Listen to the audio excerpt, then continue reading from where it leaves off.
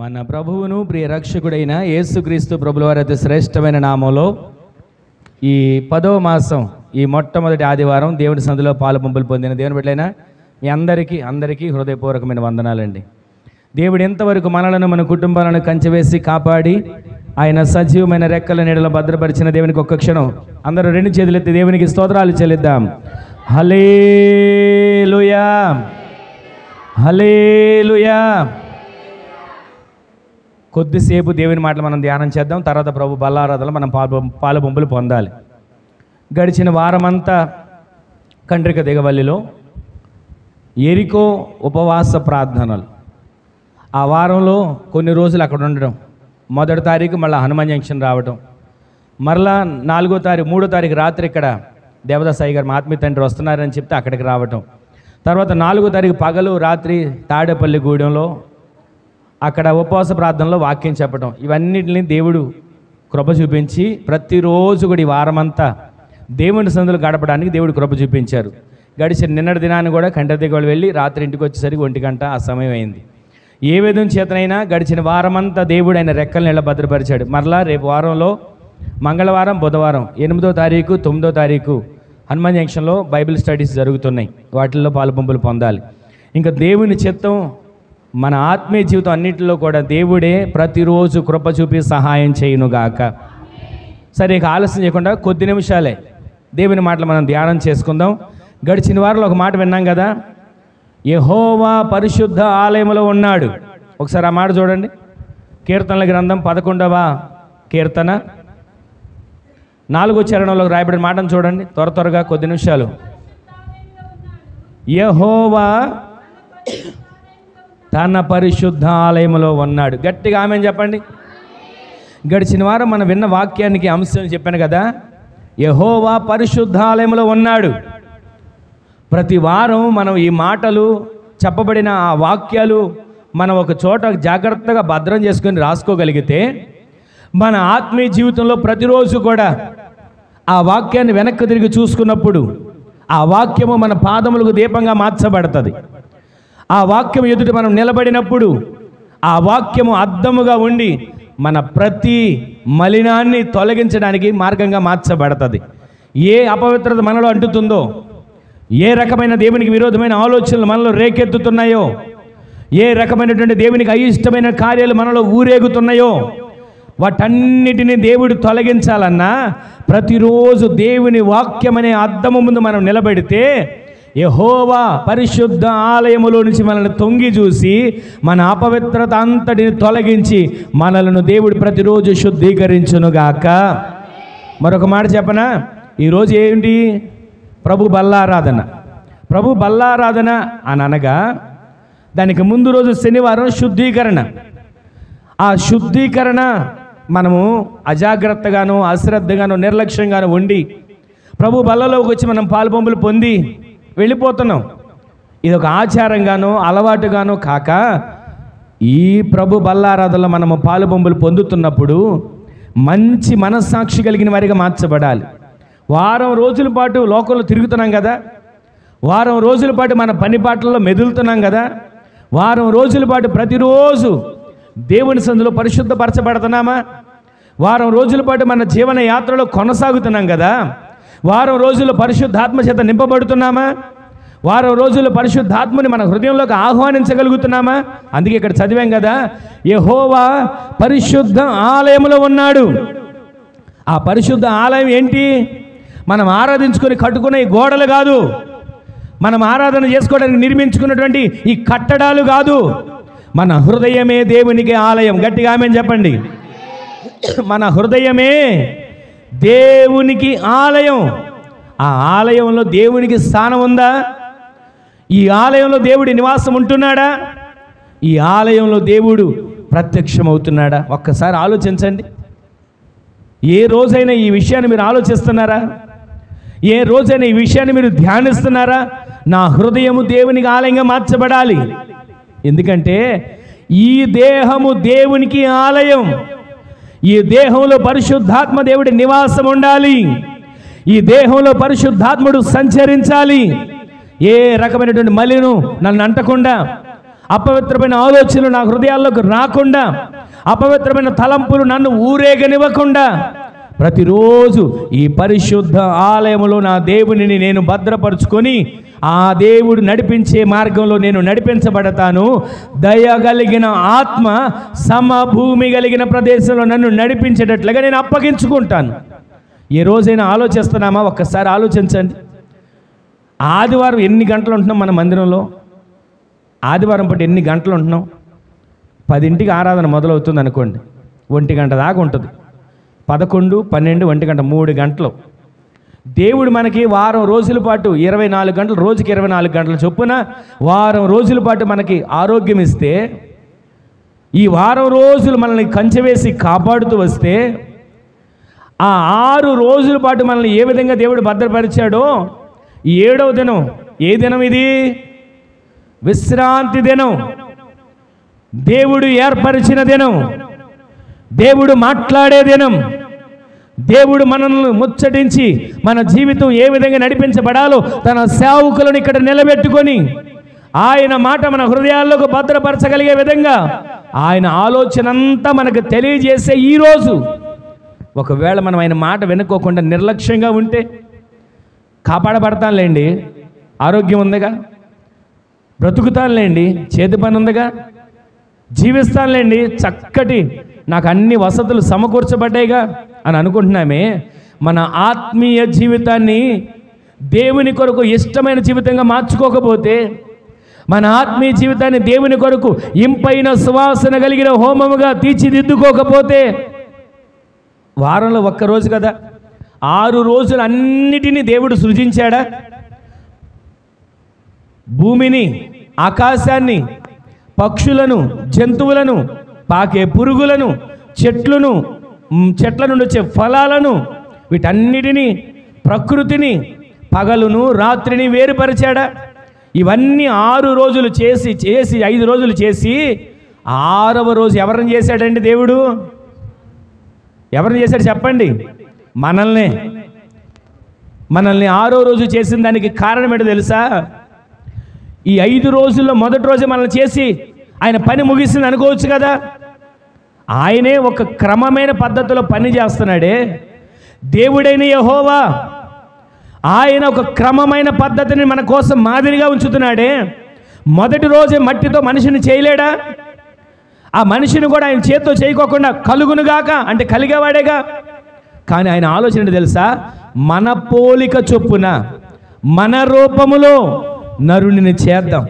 ఈ విషయం అర్థం కాక ఏదోలేండి పుట్టాం, బ్రతుకుతున్నాం, ఒక రోజున కాలం ముగిస్తున్నాం అని అనుకుంటున్నాం. కానీ ఆత్మీయ జీవితంలో ఎదుగుతున్న మనం, ఆత్మీయ జీవితంలో ఆత్మ సంబంధమైన వ్యక్తులుగా బ్రతుకుతున్న మనం, అసలు ఈ బ్రతుకు ఎవరిచ్చారు? ఈ ఆరోగ్యం ఎవరిచ్చారు? ఈ ఆయుష్ని ఎవరిచ్చారు? ఎన్ని రోజులు ఉంటామండి భూమి మీద? ఎన్ని సంవత్సరాలు ఉండగలుగుతామండి? నాది నాది నాది నాది అని పోగు చేసుకున్నది ఏది మన వెంట వస్తుంది? పగలంతా కష్టపడతాం, ఇంకా రాత్రులు కూడా కష్టపడతాం, విశ్రాంతి లేకుండా కష్టపడతాం. కష్టపడండి, కుటుంబం పోషించబడ్డానికి కష్టపడాలి, జీవనోపాధి కష్టపడాలి. కానీ కష్టపడుతున్న మనం 6 రోజులు కష్టపడమన్నాడు. 7వ రోజు ఏం చేయమన్నాడు తెలుసా? దేవుని సన్నిధికి రావాలి. అది విశ్రాంతి దినం. అందుకే నేను చాలామందికి చెప్పే మాట ఏంటంటే, మీరు 6 రోజులు ఏ పనైనా చేసుకోండి. 6 రోజులు పగలు చేస్తారో, రాత్రి చేస్తారో, 24 గంటలు చేస్తారో, ఏ పనైనా చేయండి. కానీ 7వ రోజు మాత్రం దేవుని సన్నిధిలో కనబడాలి. నేను కొంతమంది చెప్పే మాట ఏంటో తెలుసా? కొంతమంది ఆదివారం పూటే పెళ్లి చూపులు పనులు పెట్టుకుంటారు, ఆదివారం పూటే కొన్ని కార్యక్రమాలను నిర్ణయించుకుంటారు, ఆదివారం పూటే అనుకూలతలు కలిగించుకుంటారు.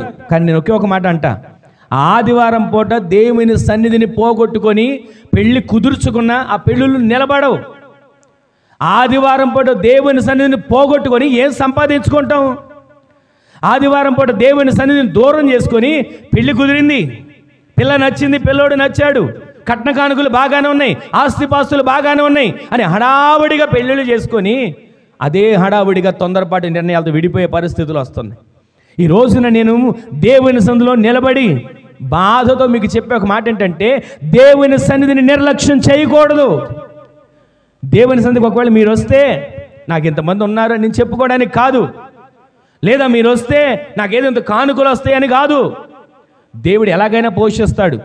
మనమందరం కూడా ఆత్మీయ జీవితంలో ఉన్న మనం ఒక దినాన దేవుని సంధిలో ఉన్నప్పుడు దేవుడు నన్ను లెక్క అడిగినప్పుడు, ఇదిగో సంఘాన్ని ఎలా పెంచావు, సంఘాన్ని ఎలా పోషిస్తున్నావు, సంఘాన్ని నిన్ను నమ్మి అప్పగించాను కదా, నిన్ను నమ్మి కదా సంఘాన్ని నీ చేతికి అప్పగించి బాధ్యతగా నడిపిస్తావని కదా, వారి కష్ట సుఖాల్లో వారి కోసం ప్రార్థన చేస్తావని కదా, వారు ఒకవేళ తప్పటడుగులు వేస్తూ ఉంటుంటే సరి చేస్తావని కదా, ఒకవేళ నిర్లక్ష్యంగా ఉంటుంటే వారిని దారిలో పెడతావని కదా, ఎందుకని వాళ్ళని సరైన రీతిలో నడిపించుకోకుండా వెనకడుగు వేస్తావని దేవుడు నన్ను అడుగుతాడేమో అనే బాధ నన్ను ప్రతిరోజు కృంగదీస్తూనే ఉంటుంది.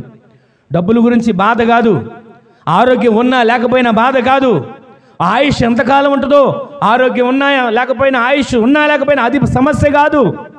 దేవుని సందులో అప్పగించిన పరిచర్య.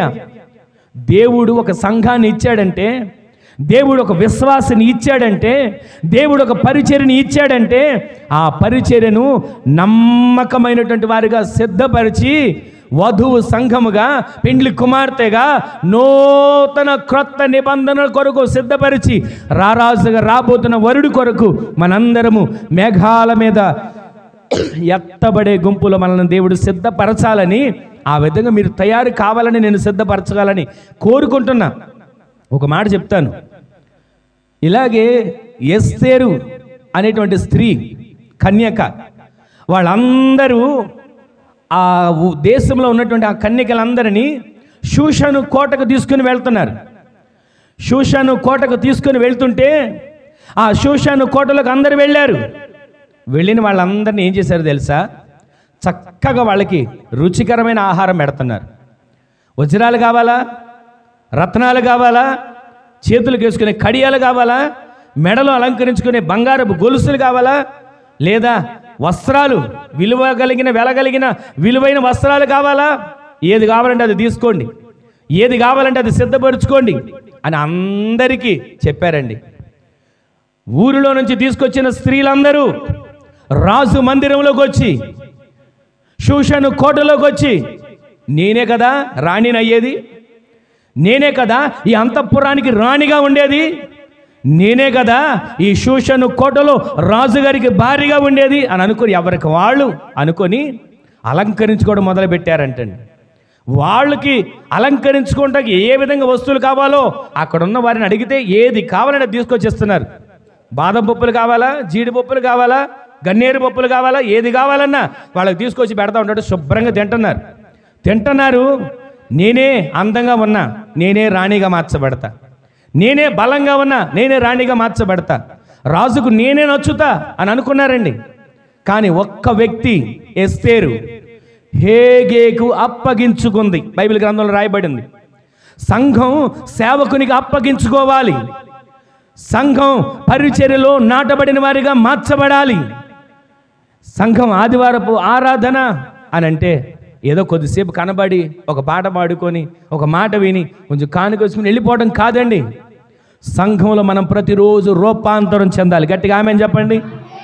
సంఘంలో మనమందరం ఎలా ఉండాలో తెలుసా? దినదినము రూపాంతరం చెందేవారిగా దేవుడు మనల్ని మార్చునుగాక. దేవుడు మేలు చేశాడా? ఆ మేలుకు మనం సాక్షి చెప్పి మర్చిపోవడం కాదు. ఇక్కడున్న నిలబడిన సేవకుడు మీకోసం ఏ కార్యం చేయలేడు, ఒక ప్రార్థన మాత్రం చేస్తాడంతే. కానీ కార్యాన్ని చేసేది ఎవరు? చెప్పండి గట్టిగా. దేవుడు మనకి కార్యాన్ని చేస్తాడు. సేవకుడు ఏముంది? ఆయన సంధిలో ఏర్పరచుకున్న సేవకుడిగా నిలబడి ప్రార్థన మాత్రం చేస్తున్నాడు. మోషే ఏర్పరచబడిన సేవకుడిగా ఉండి ప్రజల మీదకి ఏదైనా తెగులు వస్తున్నప్పుడు, ప్రజల మీదకి ఏదైనా శ్రమ వస్తున్నప్పుడు, ప్రజల మీదకి ఏదైనా శత్రువు వస్తున్నాడని తెలిసినప్పుడు వెంటనే అడ్డుపడిపోయేవాడండి దేవునికి.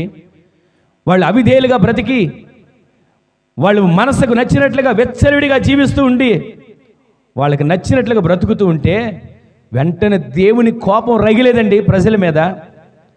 అదే మోషే అనే సేవకుడు దేవునికి ప్రజలకి మధ్యలో అడ్డుపడకపోతే ప్రజల్ని అందరిని దేవుడు నిర్మూలన చేసేవాడు. అంత కోపం వచ్చింది. దేవుని కోపం ఎలా ఉంటుందో తెలుసా? మోషే నువ్వు పక్కకు లేగు, వీళ్ళందరూ నేను హతమార్చేసి నీలో నుంచి లక్షలాది మంది నేను పుట్టిస్తా అని అంటున్నాడండి. ఆ మాట అన్నప్పుడు మోషే ఏమంటాడు తెలుసా? అయ్యా, వీరు చేసిన తప్పిదాలు, వీరు చేసిన పాపాలు నాదనుకో, ఒకవేళ నీ కోపంలో ఒకవేళ మనల్ని చంపేసామనుకో, మిగతా ప్రజలందరూ ఏమనుకుంటారు? పాలు తేనెలు ప్రవహించే దేశం అన్నాడు, కనాను దేశం అన్నాడు, వాళ్ళని నడిపించలేని చేతగానోడు అని అనుకోరా? ప్రజలందరూ నువ్వు చంపేస్తావు, నాలోంచి పుట్టేస్తావు, బాగానే ఉంది. కానీ ప్రజలందరూ ఏమనుకుంటారయ్యా? వాళ్ళ ప్రజల్ని నడిపించలేకపోయాడని అనుకుంటారు కదా. అందుకని ఈ పాపం నాదనుకొని నన్ను బట్టి వాళ్ళని క్షమించు అని మోషే అడ్డుపడుతున్నాడండి. ఈ రోజున మన కుటుంబాలు ఆశీర్వదించబడుతున్నాయి అంటే దానికి కారణం ప్రతిరోజు, ఇది గర్వంగా నేను చెప్పే మాట కాదు, అతిశయంగా నేను చెప్పే మాట కాదు, ప్రతిరోజు మీ కుటుంబాల కోసం ఈ మందిరంలో దివారాత్రులు రోధించి కన్నీరు గార్చి ప్రార్థన చేయడమే మా పని. దేవుడు మాకు అప్పగించిన పని ఏంటో తెలుసా? ప్రార్థన. మాకు దేవుడు అప్పగించిన పని ప్రార్థన చేయడమే మీ కుటుంబాల కోసం. ప్రతిరోజు మీ కుటుంబాల కోసం ప్రార్థన చేస్తుండగా ఒక్క పూట మీరు మందిరంలో కనపడకపోతే మా గుండెలు ఎంత విలవిల్లాడిపోతాయో తెలుసా? మేము అది ఎవరికి చెప్పుకోలేము. అసలు ఈ పూట వాక్య సందేశం అది కాదు. ఇక్కడ నిలబడిన తర్వాత పరిశుద్ధాత్మ దేవుడు నాతో ఈ విధంగా మాట్లాడమని ఆయన బోధిస్తున్నాడు. మీరు ఒక్క పూట ఒక్క ఆరాధనలో మీరు కనబడకపోతే, వాస్తవంగా చెప్తున్నాను, ఇక్కడ దేవుని సన్నిధిలో నిలబడి మా గుండెలు విలవిల్లాడిపోతుంటాయి. ఎందుకు రాలేదా, ఏమైందా, బాగోలేదా, లేకపోతే ఏదైనా పరిస్థితా అని చెప్పి ప్రతిరోజు మీకోసం మేము ఆలోచించని రోజంటూ ఉండదు.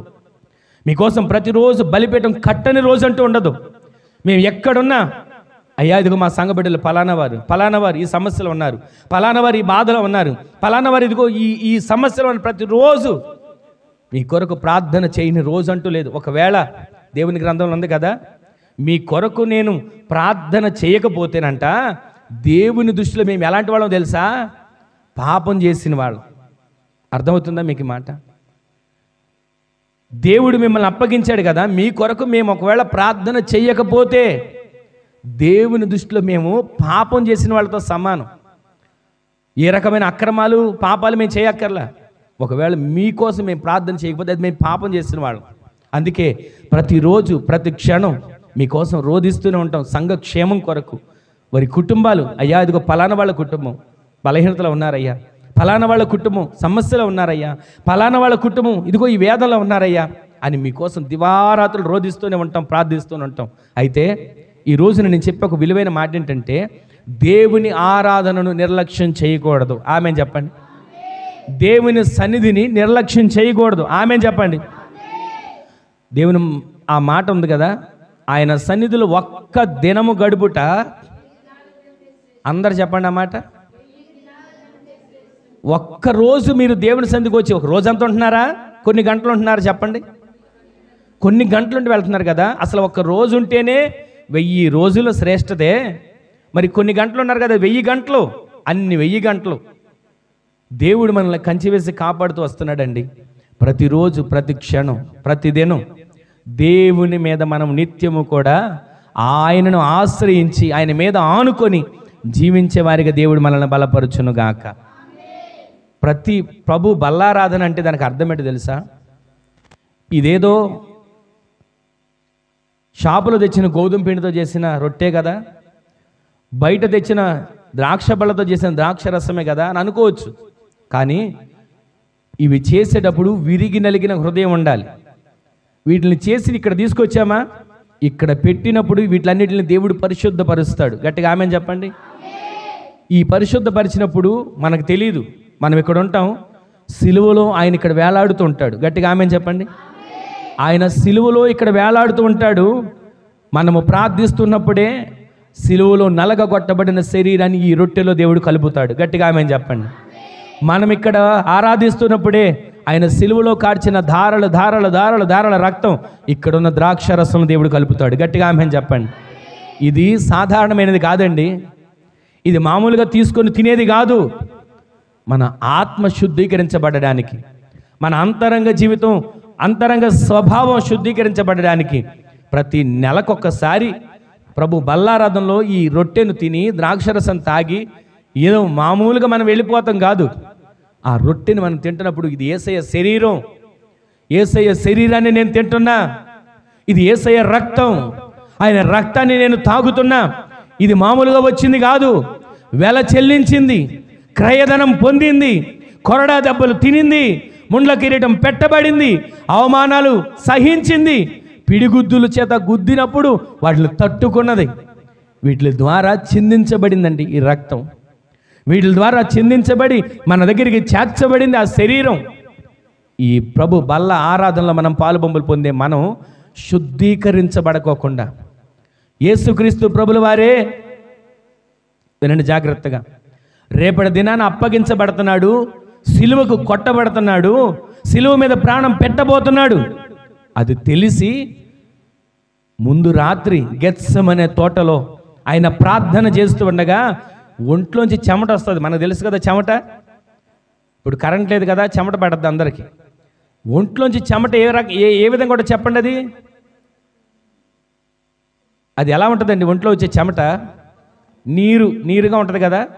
కానీ యేసయ్య ప్రార్థన చేస్తూ ఉంటుంటే చెమట రక్తంలాగా వచ్చిందంట. వింటున్నారా ఈ మాటలు?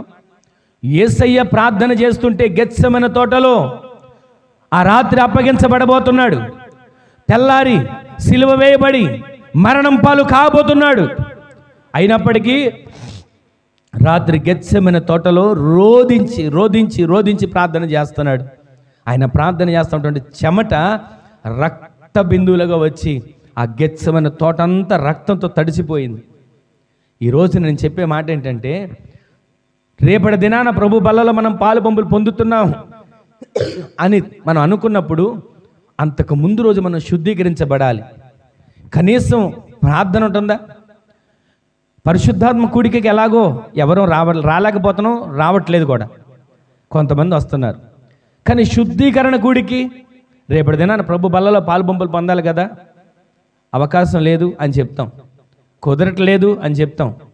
కానీ దేవుని సన్నిధిలో మనం రేపటి దినాన బల్లలో పాలు పంపులు పొందాలని సిద్ధపడిన మనం ఈ రాత్రి శుద్ధీకరించబడి ప్రభు చేత మనం ఆయన ఆత్మ చేత నింపబడి ఆయన కృపలో బలపరచబడి ఆయన శరీరాన్ని తిని ఆయన రక్తాన్ని తాగితే ఆ దినం నుంచి మరలా నెల రోజుల పాటు దేవుడు మనలను మన ఆత్మీయ జీవితాన్ని ఆయన సన్నిధిలోన జీవముతో దేవుడు నింపునుగాక.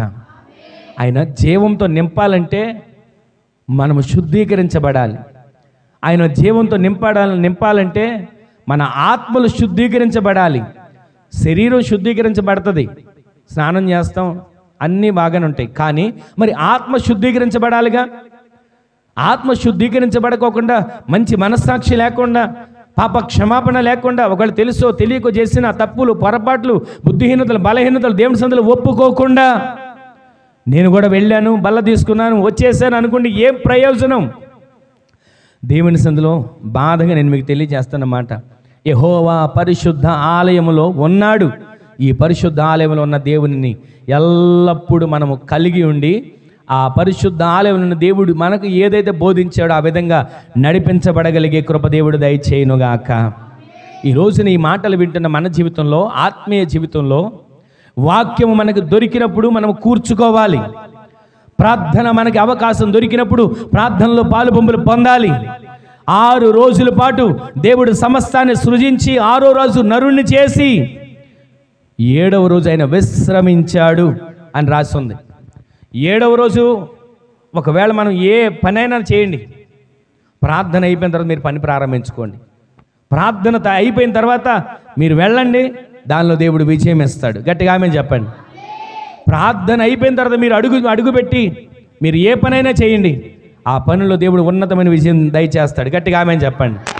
ఈ రోజున ప్రార్థన అంటే నిర్లక్ష్యంగా కాదు, ప్రార్థన అంటే వెళ్ళకపోతే ఏదో అనుకుంటారని కాదు, ప్రార్థన ఏదో ముఖం చూపించి అందరిని పలకరించి వెళ్ళిపోయేది కాదు. ప్రార్థన అంటే దేవునితో మనము మాట్లాడేది, దేవునిని కలుసుకునేది, దేవునితో సహవాసం చేసేది. ఆ సహవాసంలో మనందరము స్థిరపరచబడుదుముగాక. ఆ సహవాసంలో మనందరం స్థిరపరచబడుదుముగాక. గడిచిన వారంలో శుక్రవారం నేను తాడేపల్లిగూడెం ఉపవాస ప్రార్థనలో వాక్యం చెప్పడానికి వెళితే, ఆ ఉపవాస ప్రార్థనలో వాక్యం చెప్తూ ఉండగా 6:30కి ప్రార్థన అన్నారు. 6:30కి ప్రార్థన. పగలు 10ంటికి మొదలు పెట్టారు, నేను అక్కడ 12ంటికి వెళ్ళాను. పావుదకు 12ంటికి వెళ్తే 12ంటి దగ్గర నుంచి వాక్యం చెప్పమన్నారు. అయ్యా గంటన్నర వాక్యం చెప్పండి అని అన్నారు. నేను అనుకున్న గంటన్నర వాక్యం అంటే కూర్చుంటారా వీళ్ళు? సరే అని చెప్పి ప్రార్థన చేసుకుని అలాగే 12ంటి దగ్గర నుంచి 1:45 చెప్పాను. పావుదకు 2 గంటలు చెప్తే ఒక్కళ్ళు కూడా కదలలేదు, మెదలలేదండి. అలాగే ఉన్నారు, అలాగే వింటూ ఉన్నారు. అలాగే అసలు ఇంకా దేవుడు మాతో ఏం మాట్లాడతాడని ఎదురు చూస్తున్నారు. పావుదకు 2 గంటలు అయిపోయింది కదా, నేను ప్రార్థన లీడింగ్ చేసి అయ్యా ప్రార్థన ముగించేయమంటారంటే కాదండి, ఇంకో గంటన్నర సేపు ప్రార్థనలో నడిపించండి అని అంటున్నారు. 3 వరకు ప్రార్థనలో నడిపించండి అని అంటున్నారు. నేను అన్నా అయ్యా ఇప్పుడు గంటన్నర, అంతకుముందు 10 దగ్గర కూర్చున్నారు, 1:30, ఇప్పుడు 1:30, 1:40, పావుదకు 2 అయింది, ఎంతసేపు కూర్చుంటారంటే కాదండి 3 వరకు ప్రార్థన నడిపించండి అంటే మరలా సంఘం అందరిని మోకరించండి ప్రార్థన చేద్దామంటే ఒక్కొక్క విజ్ఞాపన చేస్తుంటే సంఘం ఉన్నారండి. అసలు ఏ విధంగా ప్రార్థన చేస్తున్నారు అసలు నాకు ఆశ్చర్యం వేసింది. ఇదేంటి 3 గంటల సేపు, అంతకుముందు 2 గంటలు ఉన్నారు 10 దగ్గర నుంచి, నేను 12 దగ్గర నుంచి 1:45 వరకు ప్రసంగం చేసిన తర్వాత మరలా అదే కంటిన్యూ చేసి ప్రార్థనలు మొదలు పెడతా ఉంటే 3 వరకు కనీసం చిన్న పిల్లలు కూడా ఏడవడం కానీ కదలడం కానీ లేదండి. ఆ విధంగా ఉన్నారు. నాకు ఆ పరిచయం చూసినప్పుడు ఎంత ముచ్చటేసిందంటే అసలు ఇంత ఆసక్తి ఎలా వచ్చింది వీళ్ళకి, ఇంత ఆసక్తి ఏ విధంగా వచ్చింది అని నాకు ఆశ్చర్యం వేసింది. ఈ రోజున మన సంఘంలో గంట సేపు కూర్చోవడం విసుగ్గా ఉంటుంది. ఒక పావు గంట లేట్ అయితే పాస్టర్ గారి టైం ముగించడం రాదా అనే ఆలోచన వస్తుంది. ఈ రోజున దేవుని సందులోకి వచ్చిన మనం 3:30 వరకు వాళ్ళందరూ అక్కడే ఉన్నారండి, నేను కూడా అక్కడే ఉన్నాను. తర్వాత మరలా ఇళ్ళకి వెళ్ళారు, మరలా 6:30కి అందరూ వచ్చేసారు. కొంతమంది ఇంకేం తక్కువగా ఉన్నారే అనుకున్న రాత్రికి 6:30కి మొదలుపెట్టిన ప్రార్థనలో 7:30 కల్లా అందరూ నింపబడిపోయారు, మందిరం అంతా నిండారు. తర్వాత 8ంటికి మరలా నాకు వాక్యానికి ఇస్తే 10 వరకు ప్రార్థన ముగించుకొని ఆ 10ంటికి నేను బయలుదేరి వచ్చాను అక్కడ భోజనం చేసి. ఈ రోజున ఈ మాటలు ఎందుకు చెప్తున్నానంటే మరలా 10ంటికి అక్కడ ఆరాధన మొగోలా 1 గంట వరకు ప్రార్థనలు జరుగుతానే ఉన్నాయి. మన దగ్గర 10 దాకా ప్రార్థన అంటేనే అమ్మో 10 అండి కష్టమండి, త్వరగా పడుకోవాలి, పొద్దున్నే లెగాలి అని మనం అనుకుంటుంటాం. 1 గంట దాకా వాళ్ళు ప్రార్థనలు గడిపి మళ్ళీ ఇళ్ళకి వెళ్ళారండి. ఈరోజు నీ మాటలు మీకు ఎందుకు తెలియజేస్తున్నానంటే సంఘంలో ఉపవాస ప్రార్థన, సంఘంలో నియామక కోటాలు, సంఘంలో ఆదివారపు ఆరాధనలు, సంఘంలో శనివారం ప్రార్థనలు, సంఘంలో స్త్రీల ప్రార్థనలు, సంఘంలో జరుగుతున్నటువంటి ప్రతి ఆరాధనలు పాలు పంపులు పొందుతున్నామా? నాకెందుకులేండి ఎవరిదో కదా, నాకెందుకులేండి ఎవరో వెళ్ళి పాలు పంపులు పొందుతారులే అని అనుకుంటున్నామా? ఈ రోజున దేవుడు మనతోనే మాట్లాడుతున్నాడు. మనము దేవుని కొరకు సాక్షులుగా బ్రతుకుతున్నామా? పరిశుద్ధ ఆలయంలో ఉన్న దేవుడు, పరిశుద్ధ ఆలయంలో ఉన్న దేవుడు నిన్ను వంగి చూడాలంటే అసలు నీ హృదయం ఎలా ఉంది? దేవుని సన్నిధిలో ఉన్న మనం ఆత్మచేత నింపబడుతున్నామా? సన్నిధికి వస్తున్నామా? పరిశుద్ధాత్మను పొందుకుంటున్నామా? బైబిల్లో ఒక మాట ఉంది కదా, ఆత్మ లేనివాడు నా వాడు కాడు అని దేవుడే చెప్తున్నాడు. దేవుని సన్నిధిలో ఆత్మ లేనివాడు నా వాడు కాడని. ఈ రోజున ప్రతిరోజు, వారంలో ఒక్కరోజు ఆత్మను పొందుకోవడం కాదండి, ప్రతిరోజు ప్రతిరోజు ప్రతిరోజు పరిశుద్ధాత్మ అనుభవంలో మనం పెంచబడుదుముగాక. నా ఆలోచనంతా, నా బాధంతో ఒకటే, అదేంటంటే మనమందరం ఏ విధము చేతనైనా బాధ కలిగిన, రోషము కలిగిన దేవుని కొరకు సాక్షులుగా జీవించే వారిగా మనము మార్చబడుదుముగాక. రాకడలో ఎత్తబాటు కలిగిన వారిగా సిద్ధపరచబడుదుముగాక. వధువు సంఘముగా మనమందరము ఆయన కొరకు ఎదురు చూసే గుంపులో చేర్చబడుదుముగాక. ఒక దినాన రెప్పపాటున కడబోరు శబ్దము మోగగానే మేఘాల మీద కొనిపోబడే గుంపులో మనందరము చేర్చబడుదుముగాక. మనమందరం అనామకులం కాదండి, ఆత్మపూర్ణులుగా మార్చబడుదుముగాక. ఇప్పటివరకు అని ఉంటారేమో, వాడా అనామకుడండి, వాడా ఏం చేత కదండి, వాడి వల్ల ఏం కాదండి అని అనొచ్చు. కానీ ఆత్మపూర్ణులుగా దేవుడు మనల్ని బలపరచబోతున్నాడు. గట్టిగా ఆమేన్ చెప్పండి. ఈ రోజున ఈ మాటలు వింటున్న మన జీవితంలో పరిశుద్ధ ఆలయంలో ఉన్న దేవుడు, ఆ పరిశుద్ధత ఎలా వస్తుంది? యోసేపు పరిశుద్ధుడిగా ఉన్నాడు, పగలేదు, కక్ష లేదు. అన్నలు మోసం చేసిన, అన్నలు అమ్మివేసిన, అన్నలు నీళ్ళు లేని గోతులు పడేసిన, ఒక వస్తువుని అమ్మినట్లుగా అమ్మేసినా ఎక్కడ కూడా వాళ్ళ మీద పగ పెట్టుకోలేదండి. పరిశుద్ధత ఒకటే కలిగి ఉన్నాడు. ఒక దినాన అన్నలు ఎదురుగా వస్తే, వీళ్ళు నన్ను ఒకప్పుడు మోసం చేశారు కదా, నన్ను చంపాలనుకున్నారు కదా, నన్ను నీళ్ళు లేని గోతులు వేశారు కదా, నన్ను అమ్మేశారు కదా, వీళ్ళ అంతు చూస్తా అని అనలేదండి. అన్నలారా అని పిలుస్తున్నాడు. ఒకప్పుడు నన్ను ఇలా అమ్మేసినందుకు బాధపడకండి, ఒకప్పుడు నన్ను ఇలా అమ్మేసినందుకు చింతపడకండి. దేవుడు మనందరి క్షేమం కోసం ముందుగా నన్ను ఇక్కడికి పంపించడానికి మిమ్మల్ని ఎంపిక చేసుకున్నాడు, మిమ్మల్ని ఏర్పరచుకున్నాడు అని పరిశుద్ధత కలిగిన వ్యక్తి మాటలు వస్తున్నాయండి. ఈ రోజున ఈ మాటలు వింటున్న మన జీవితంలో పరిశుద్ధులుగా మనం బ్రతికితే ఆ పరిశుద్ధ ఈ హృదయం అనే ఆలయంలో మన దేవుడి నివాసం ఉంటాడు. ఆమెను చెప్పండి. మన దేవుడు ఎక్కడో అక్కడెక్కడో ఉన్నాడంటండి, గౌరీపట్నం కొండ మీద, అక్కడెక్కడో ఉన్నాడంటండి, గుణదల కొండ మీద అనుకోకండి. మీ హృదయమే దేవుని ఆలయం. ఆమెను చెప్పండి. మీ హృదయంతో మనసారా మీరు ఆరాధన చేశారా, ఆ హృదయంలో దేవుడు కోలు ఉండబోతున్నాడు. ఆమెను చెప్పండి. ఆ హృదయంలో దేవుడి నివాసం ఉండబోతున్నాడు. ఆమెను చెప్పండి. మీ హృదయంలో దేవుడు నిత్యము నివాసము చేయగలిగేటట్లుగా మీ హృదయాలు మార్చబడునుగాక, మీ హృదయాలు నిలబరచబడునుగాక, మీ హృదయాలు నింపబడునుగాక. ఈరోజు నీ మాటలు వింటున్న మన జీవితంలో పరిశుద్ధ ఆలయంలో ఉన్న దేవుడు ఏం చేస్తాడో ఒక మాటను మనం విన్నాం కదా. ఒకసారి చూడండి, కీర్తనలు 102వ కీర్తన 20-21 వచనాలు చూడండి, త్వరగా చూడండి.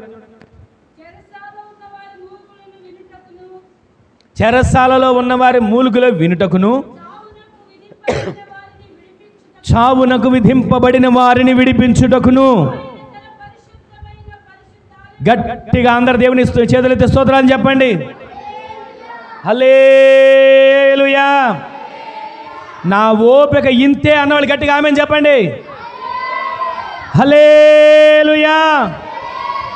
శక్తికి మించి హల్లెలూయా చెప్పండి. ఈ రోజున పరిశుద్ధాలయంలో ఉన్న దేవుడు చేసే ఒక గొప్ప పని ఏంటంటే, చెరసాలలో ఉన్న వారి మూలుగులు వినుటకు, చావునకు విధింపబడిన వారిని బంధకాల నుంచి విడిపించుటకు ఆయన ఉన్నతమైన పరిశుద్ధ ఆలయంలో నుంచి వంగి తొంగి చూస్తున్నాడు. ఈరోజు నీ మాట వింటున్న మన జీవితంలో గడిచిన వారం కొన్ని మాటలు విన్నాం కదా. ఒక తల్లి చెరసాల లాంటి మూలుగులు, ఎవరికి చెప్పుకోలేని పరిస్థితులు. ఈ రోజున అటువంటి పరిస్థితుల్లో నుంచి ఎవరు విడిపిస్తారండి? పరిశుద్ధ ఆలయంలో ఉన్న దేవుడు మీ మూలుగులు విని మీ పట్ల కార్యాలను జరిగించునుగాక. పరిశుద్ధ ఆలయంలో ఉన్న దేవుడు మీ మూలుగులు విని మీ పట్ల కార్యాలు చేయునుగాక. ఆ పరిశుద్ధ ఆలయంలో ఉన్న దేవుడు ప్రతిరోజు ప్రతి క్షణం మనం ఆరాధిస్తున్న దేవునికి మన గురించి సమస్తము తెలుసు. ఆమెను చెప్పండి. మనం ఆరాధిస్తున్న దేవునికి మన గురించి సమస్తము తెలుసు. గట్టిగా ఆమెను చెప్పండి. మరొక మాట చూడండి, కీర్తనల గ్రంథంలోనే 38వ కీర్తన 9వ వచనంలో ఈ మాట చెప్పి నేను ముగిస్తాను. 38వ కీర్తన 9వ వచనం. ప్రభువా, నా అభిలాష అంతా నీకు తెలుసు, నా బాధ అంతా నీకు తెలుసు, నా నిట్టూర్పులంతా నీకు తెలుసు, అందుకని ఉండలేదు. ఇక్కడ మీరు గమనిస్తే మనం ఆరాధించే దేవుడికి మన బాధలు తెలుసండి. గట్టిగా ఇప్పుడు ఆమెను చెప్పండి. మీరు నేను ఏ పరిస్థితిలో ఉన్నామో మన దేవునికి తెలుసా తెలీదా? చెప్పండి. మనకి ఎన్ని అప్పులు ఉన్నాయో మన దేవునికి తెలుసా తెలీదా? మనకి ఏ బలహీనత ఉందో దేవునికి తెలుసా తెలీదా?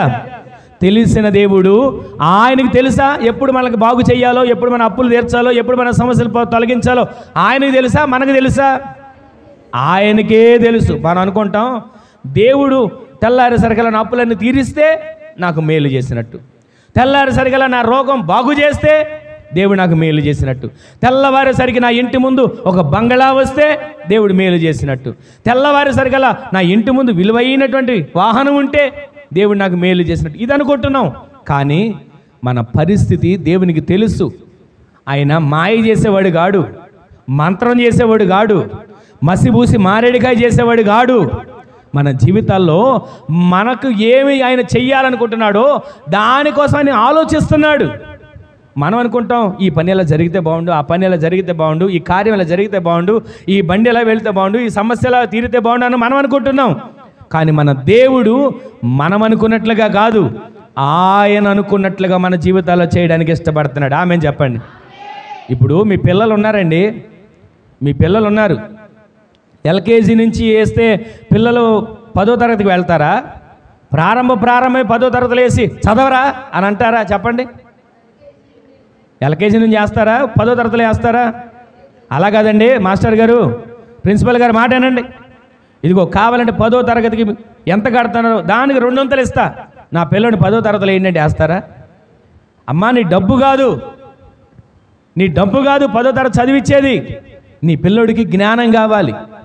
వాడు నువ్వు 10వ తరగతికి ఒక్కసారి వెళ్ళాలని చూస్తున్నావు, కానీ మేమేం చేయాలనుకుంటున్నాం తెలుసా? ఒక్కసారి వాడి మీద బరువు కాదు, రోజు రోజుకి చదువుల్లో, జ్ఞానంలో, ఆత్మీయతలో పెరగాలని మా ఆలోచన. ఈ రోజున మన ఆలోచనలు వేరు, దేవుని ఆలోచనలు వేరు. ఇప్పుడు పసిపిల్లడు పుట్టాడండి, 6వ నెలలో అన్నప్రాసన చేస్తారు కదా. అన్నప్రాసన రోజు ఏం పెడతారు పిల్లలకి? ఎవరు పెట్టలేదండి? పాలన్నం పెడతారు. ఎందుకని పాలన్నం పెడతారు? బిర్యానీ తీసుకొచ్చి పెట్టొచ్చుగా. పిల్లోడే కదండి, మన పిల్లోడేగా, త్వరగా పెరుగుతాడు. చికెన్ బిర్యానీ లేదా జాయింట్ తీసుకొచ్చి పెట్టొచ్చు కదా. అలా కాకుండా పాలన్నం ఎందుకు పెడుతున్నారంటే అంచెలంచెలుగా బిడ్డ ఆరోగ్య విషయంలో, ఎదిగే విషయంలో, ఆహారం ఆ కడుపులో ఇమిడేది విషయంలో, అరుగుదల విషయంలో ఒక మార్పు, ప్రతిరోజు మార్పు రావాలి. దేవుని సన్నిధిలో కూడా మన ఆలోచనలు వేరే. దేవుడు అనుకుంటున్నాడు, ఇదిగో ఒక దినాన నేను హెచ్చిస్తా. యోసేపు అనుకుని ఉండొచ్చుగా, కల ఇచ్చాడు, దర్శనం ఇచ్చాడు, అందరి మీద అధికారిగా ఉంటానన్నాడు. ఇదేంటి అన్నాలు తీసుకొచ్చి గోతులో పడేసి చంపుతున్నారు అని అనుకోవాలి. దేవా నీకు న్యాయం ఉందా? నువ్వు దేవుడివేనా? ఉంటే దిగిరా అని అనలా. వెంటనే అప్పగించుకున్నాడు. 13 సంవత్సరాలు నరక యాతన అనుభవించిన తర్వాత సింహాసనం మీదకి వచ్చాడండి యోసేపు. 13 సంవత్సరాల్లో దేవుడు ఏమైపోయాడు? నిందలు వస్తున్నాయి, దేవుడు ఏమైపోయాడు? కరువు వచ్చింది, దేవుడు ఏమైపోయాడు? అన్నలు చంపుతున్నారు, దేవుడు ఏమైపోయాడు? తండ్రికి దూరం అయిపోయా, దేవుడు ఏమైపోయాడు? నా రక్త సంబంధికులే కదా నన్ను చంపాలని ప్రయత్నించారు, దేవుడు ఏమయ్యాడండి అని అనాలిగా. ఇప్పుడు మార్కెట్లో ఒక వస్తువు పెట్టినట్లుగా అన్నలు తమ్ముడిని పెట్టి అమ్మేస్తున్నారండి. ఇది మనం వింటున్నాం, బాగానే ఉంది కదా. మన బంధువులే మనలో ఒక వస్తువుకు పెట్టి అమ్మేస్తే ఊహించగలుగుతామా ఆ బాధ? ఈరోజు నీ మాటలు వింటున్న మన జీవితంలో పరిశుద్ధ ఆలయంలో ఉన్న దేవునికి మన నిట్టూర్పులు తెలుసు. గట్టిగా ఆమేన్ చెప్పండి. పరిశుద్ధ ఆలయంలో ఉన్న దేవునికి మన బాధలు తెలుసు. ఆమేన్ చెప్పండి. పరిశుద్ధ ఆలయంలో ఉన్న దేవుడు నీ మూలుగులు వినబోతున్నాడు. గట్టిగా ఆమేన్ చెప్పండి. పాపాత్మురాలైన ఒక స్త్రీ ఉందండి. పాపాత్మురాలైన ఒక స్త్రీ యేసుక్రీస్తు ప్రభుల వారి పాదాల దగ్గర ఒక్క మాట కూడా చెప్పలా, దేవా నేను పాపిని, దేవా నేను పాపిని అని ఒక్క మాట కూడా చెప్పలేదండి. వచ్చింది, రావడం మూలుగుతుంది, కన్నీరు గారుస్తుంది. ఆ కన్నీటితో ఆయన పాదాలు కడుగుతుంది, తన తల వెంట్రుకలతో ఆయన పాదాలు తుడుస్తుంది.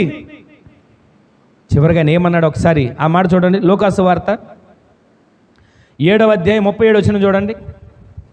లోకాసు వార్త 7వ అధ్యాయం 37 వచనం.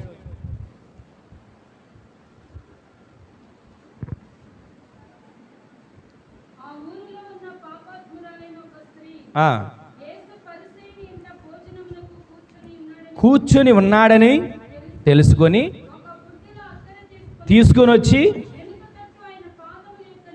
వెనుక తట్టు ఆయన పాదముల యొద్ద నిలబడి, విన్నారే మాట, వెనక తట్టు ఆయన పాదముల యొద్ద నిలబడి ఏం చేస్తుంది? ఏడ్చుచు కన్నీళ్లతో ఆయన పాదములను తడిపి తన తల వెంట్రుకలతో తొడవడం ప్రారంభించింది. ఇప్పుడు 50వ వచనం చదవండి. అందుకు ఆయన నీ విశ్వాసమే నిన్ను రక్షించెను. గట్టిగా ఆమేన్ చెప్పండి.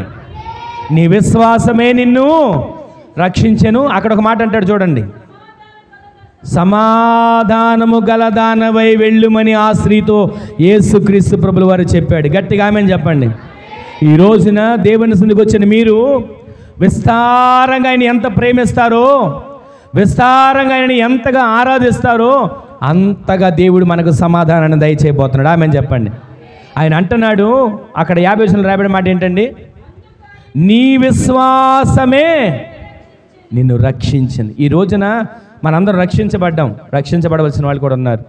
అయితే రక్షించబడవలసిన మనకి ఏది కావాలంట? విశ్వాసము ప్రాముఖ్యమైనది. పైన వచ్చింది 37వ వచనం దగ్గర నుంచి 50వ వచనం వరకు ఇంటికి వెళ్ళి చదవండి.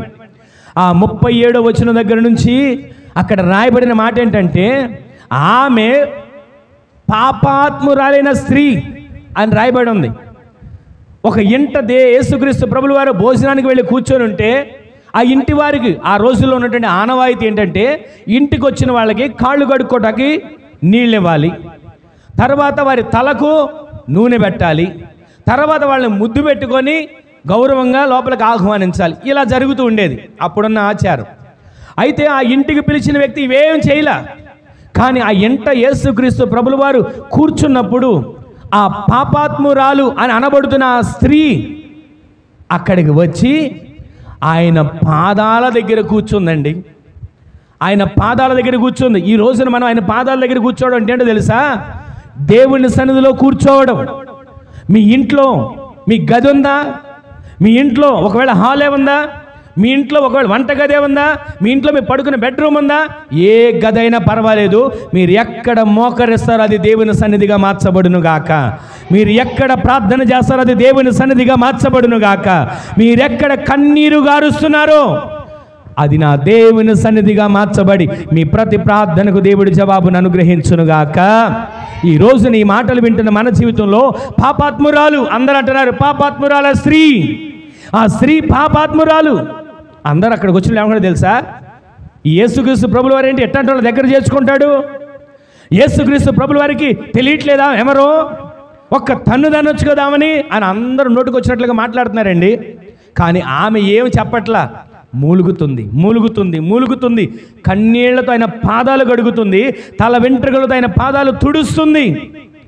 ఆయన ఒక మాట అంటాడు 50 వచనానికి పైన, నీవు విస్తారముగా నన్ను ప్రేమించావు గనుక నీ విస్తారమైన పాపములు క్షమించబడ్డాయి. ఈ రోజు నా మాట వెనక అందరూ అనుకున్నారు క్షమిస్తున్నాడు పాపాలు, ఈయనెవరో పాపాలను క్షమిస్తున్నాడు, అసలు ఈయనెవరో అని వాళ్ళందరూ అనుకుంటున్నారండి. ఈ రోజున ఈ మాటలు వింటున్న మన జీవితంలో మూలుగులు దేవుడు వింటాడు. మీ ఇంట్లో పెట్టే మొర్ర దేవుడు వింటాడు. నీవు కార్చే కన్నీరు దేవుడు వింటాడు, చూస్తాడు. ఆయన చూసి ఏమంటాడు తెలుసా? నీ విశ్వాసమే నిన్ను రక్షించింది. సమాధానం లేకుండా ఉన్నావా? నెమ్మది లేకుండా ఉన్నావా? ఆరోగ్యం లేకుండా ఉన్నావా? అవసరాలు తీర్చబడకుండా ఉన్నావా? ఇబ్బందులు కొలిమిలో నలిగిపోతున్నావా? నాన్నవారు పట్టించుకునే స్థితిలో నిట్టూర్పులు విడుస్తున్నావా? నీ బాధలు తెలుసు, నీ నిట్టూర్పులు తెలుసు, నీ పరిస్థితి తెలుసు. అందుకే నీ విస్తారమైన పాపములు క్షమించబడ్డాయని ఆ స్త్రీతో ఆయన చెప్తున్నాడు.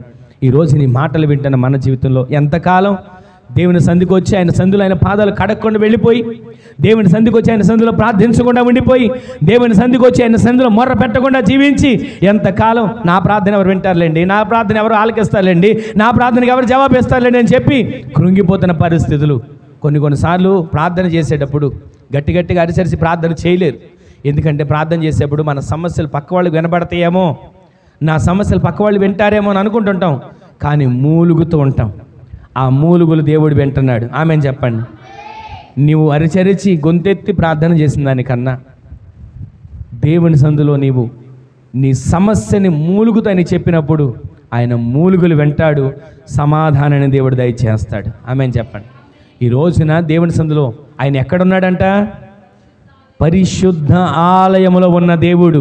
ఆ పరిశుద్ధ ఆలయం ఏది? మన హృదయమే ఆయనకు ఆలయం. ఆ హృదయం దేవునికి అప్పగిస్తున్నామా? ఆ హృదయం దేవునికి అప్పగిస్తే మూలుగులు వింటాడు. పాపాత్మురాలైన స్త్రీ, అయ్యా నేను పాపిని అనే పాట పాడలా. వెంటనే వెళ్ళింది, ఆయన పాదాల దగ్గర పడింది, మొర్ర పెట్టడం ప్రారంభించింది. దేవుడి కార్యాన్ని చేయడం మొదలుపెట్టాడు. ఈ రోజు నీ మాటలు వింటున్న మన జీవితంలో పరిశుద్ధ ఆలయంలో ఉన్న దేవుడు మొదటి మాట ఏం వింటున్నాం? మన మూలుగులు వింటాడు. గట్టిగా ఆమె చెప్పండి. ఆయన ఏమంటాడు? మన మూలుగుతుంటాం కదా. మూలగడం అంటే ఏంటండి? వాళ్ళు కారు కొన్నారంటలే, అదా మూలుగు. వాళ్ళు ఇల్లు కట్టారంట, అదా మూలుగు. చక్కగా పెళ్లి జరిగిందా, ఇదా మూలుగు. మన మూలుగులు మార్చబడును గాక. ఒకరిని చూసి హర్షించే విధానం దేవుడు మనకు కలుగు చేయను గాక. ఒకరు అభివృద్ధి చెందుతున్నారు అనుకోండి, చెందనివ్వండి. ఒకరు కష్టపడి సంపాదించుకోనివ్వండి. ఒకరు ఇల్లు కట్టుకున్నారా, కట్టుకోనివ్వండి. ఒకరు ఏదైనా ఒక వస్తువు కొనుక్కోనివ్వండి. దేవుడు వాళ్ళు అభివృద్ధి చేస్తున్నాడు అనుకుని ఆనందపడండి. దేవుడు మనకు కూడా దయచేస్తాడు. ఆమె చెప్పండి. అంతేగాని ఆ విషయంలో ఈ విషయంలో వాళ్ళు ఇది చేశారంటే వాళ్ళు అది చేశారంటే మనం మూలుగక్కర్లేదండి. మన మూలుగులలో ఏంటో తెలుసా? మన హృదయ వేదనంతా దేవుని సందులో మూలుగులతో చెప్పుకుందుముగాక. రాకడ కొరకు నన్ను సిద్ధపరచయ్యా, నిత్యత్వంలోకి నన్ను నడిపించయ్యా. ఈ లోకంలో ఏదండి మనం కోరుకునేది? ఉండడానికి ఇంత నివాసం, కట్టుకోవడానికి ఒక వస్త్రం, తినడానికి ఒక ముద్ద చాలు కదా. అంతకుమించి మనకి ఏం కావాలండి? ఆస్తి ఆస్తి ఆస్తి అని సంపాదిస్తాం, ఏం పట్టుకెళ్తామండి? ఎంత సంపాదించినా ఒక రోజున చిల్లి గవ్వ కూడా, పెద్దలు చెప్తారు కదా, చిల్లి గవ్వ కూడా మన వెంట రాదు. ఈ రోజున ఆస్తి కోసం పరుగులు తీయక్కర్లేదు. గెహజీ పరుగులు తీశాడు. ఎలీషా వద్దన్నాడు. నయమాను, నీవు తెచ్చింది ఏది నాకు అక్కర్లేదు, నువ్వులు పోగు కూడా అక్కర్లేదు అంటాడండి ఎలీషా గారు. ఆ మాట అంటే సరే అని చెప్పి నయమాను వెళ్ళిపోతూ ఉంటుంటే రథం వెంట పరిగెట్టాడు గెహజీ. పరిగెత్తి తెచ్చుకున్నాడు, మెట్ల కింద దాచుకున్నాడు. ఎలీషాకు కళ్ళు కనపడవలే, పెద్ద వయసు వచ్చేసింది, ముసలోడు అనుకున్నాడు. కానీ ఆయన ఏమనుకున్నాడు తెలుసా? నీవు రథం వెంట పరిగెడుతున్నప్పుడు నా మనసు నీతో కూడా రాలేదా? రథం వెంట పరిగెడుతున్నావు, లోకం వెంట పరిగెడుతున్నావు, ఆశల వెంట పరిగెడుతున్నావు, ఆస్తుల వెంట పరిగెడుతున్నావు, అక్రమ సంపాదన వెంట పరిగెడుతున్నావు, దేనికోసము తాపత్రయపడుతున్నావు. ఇదిగో అక్కడ నువ్వు పరిగెత్తినప్పుడు నా మనసు నీతో కూడా రాలేదా? ఎందుకు నా మనసును అంత దుఃఖపెట్టావు? ఆ నయమాన్ని పోగొట్టుకున్న కుష్టు నీకు, నీ కుటుంబానికి, సంతతి అంతటికి వస్తుంది అని ఒక్క మాట పలికేశాడండి. ఈరోజు నీ మాటలు వింటున్న మన జీవితంలో దేనికోసం పరుగులు చేస్తున్నాం? దేనికోసం తాపత్రయపడుతున్నాం? దేనికోసం ఆరాటపడుతున్నాం? దేవుని సన్నిధిని కాకోకుండా ఏది మనం సంపాదించాలనుకున్నా అది వ్యర్థమే ఈ భూమి మీద. దేవుని సన్నిధికి రండి. దేవుని సన్నిధిలో మీ హృదయాలు పరిశుద్ధ ఆలయంగా మార్చుకోండి. ప్రతిరోజు కూడా ఆయన మీ హృదయాల్లో కొలువై ఉండేటట్లుగా దేవుడు నింపబడును గాక. పరిశుద్ధ ఆలయంలో ఉన్న దేవుడు మొదటిది ఏమంటాడు? మన మూలుగులు వింటాడు. ఇంకా మూలుగులు అవ్వలేదు, రేపు వచ్చేవారు మరల విందాం. అందరూ కూడా తల్ల వంచండి, ప్రార్థన చేసుకుందాం. అందరూ కూడా తల్ల వంచండి, ప్రార్థన చేసుకుందాం. పరిశుద్ధ ఆలయంలో ఉన్న దేవుడు మన మూలుగులు వింటున్నాడు. పరిశుద్ధ ఆలయంలో ఉన్న దేవుడు మన మూలుగులను వింటున్నాడు. ఒక్క క్షణం ఎవరికి వారు ప్రార్థన చేసుకోండి. అయ్యా నా మూలుగులను వినండి అయ్యా, నా మూలుగులు వినండి అయ్యా, నా మూలుగులు వినండి అయ్యా. ఒక్క క్షణం ఎవరికి వారు ప్రార్థన చేసుకోండి. ఎవరికి వారు ప్రార్థన చేసుకోండి. ఎవరికి వారు ఒక చిన్న ప్రార్థన చేసుకోండి. పరిశుద్ధ ఆలయంలో ఉన్నవాడా, మా హృదయాల్లో కొలువై ఉండండి. పరిశుద్ధ ఆలయంలో ఉన్నవాడా, మాలో నివాసం ఉండండి అయ్యా. మా మూలుగులు వినండి, మా నిట్టూర్పులు వినండి, మా బాధలు వినండి. నోట మాట రాకమునిపే, అమ్మా నీ నోట మాట రాకమునిపే దేవుడు చూస్తున్నాడు. పరిశుద్ధ ఆలయంలో ఉన్న దేవుడు వంగి తొంగి చూస్తున్నాడు. ఒక్క క్షణం ప్రార్థన చేసుకోండి. దేవుని సన్నిధిని ఒకవేళ పోగొట్టుకొని ఏం సంపాదించుకుంటాం? పరిశుద్ధాత్మను దుఃఖపెట్టి ఏమి సాధించగలుగుతాం? ఒక్క క్షణం ఎవరికి వారు ప్రార్థన చేసుకోండి. ఒక చిన్న ప్రార్థన చేసుకోండి. ఒక చిన్న ప్రార్థన చేసుకోండి. అయ్యా నా పట్ల కార్యాన్ని చేయవా? పరిశుద్ధ ఆలయంలో ఉన్నవాడా, మూలుగులు వినేవాడా, నన్ను పరిశుద్ధపరచండి అయ్యా, నన్ను పవిత్రపరచండి అయ్యా అంటే ఒక్క క్షణం ఒక చిన్న ప్రార్థన చేసుకోండి. మహిమగల తండ్రి, మహిమగల మీ నామం పేరిట మరొకసారి మీ పాదాల చెంతకు చేరుతున్నామయ్యా. ఎంతైనా నమ్మదగిన దేవుడవు, చాలిన సరిపోయినవాడు. ఇది నాన్న మరొకసారి మీ పాదాల చెంతకు మేము చేరి ఉండగా మరలా మీరు మాతో మాట్లాడిన ప్రతి మాటను బట్టి వందనాలయ్యా. 6 దినాలు సమస్తాన్ని సృజించి 6వ దినాన మనిషిని మీరు ఏర్పరిచి నాసికారంధ్రంలో జీవవాయువును ఊది 7వ దినాన మీరు విశ్రమించారు.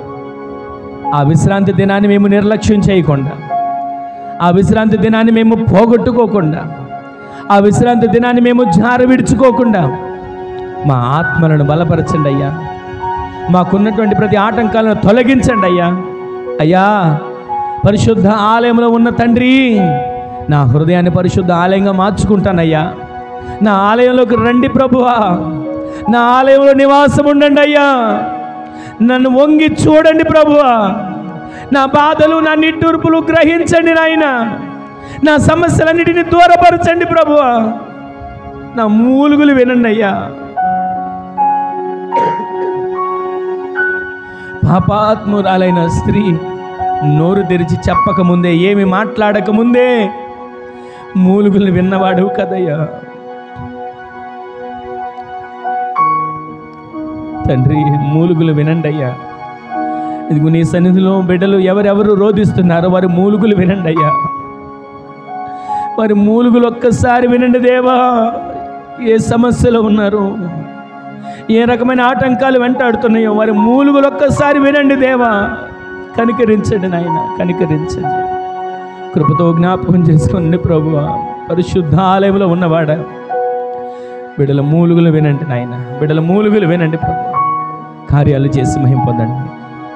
నీ విశ్వాసమే నిన్ను రక్షించు, సమాధానము కలిగి వెళ్ళమని మీ వాగ్దానం ద్వారా మాట్లాడుతున్నారు కదయ్యా.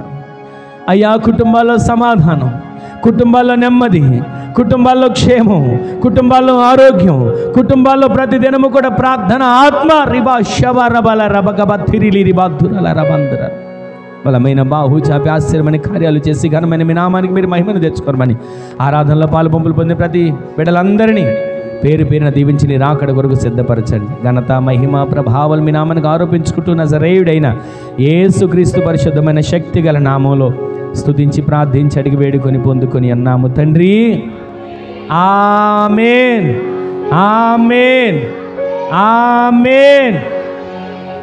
హల్లెలూయా, హల్లెలూయా, హల్లెలూయా. ప్రభు ఆరాధనని మహిమకరంగా జరిగించినందుకు అందరూ రెండు చేతులతో స్తోత్రాలు చెల్లిద్దాం.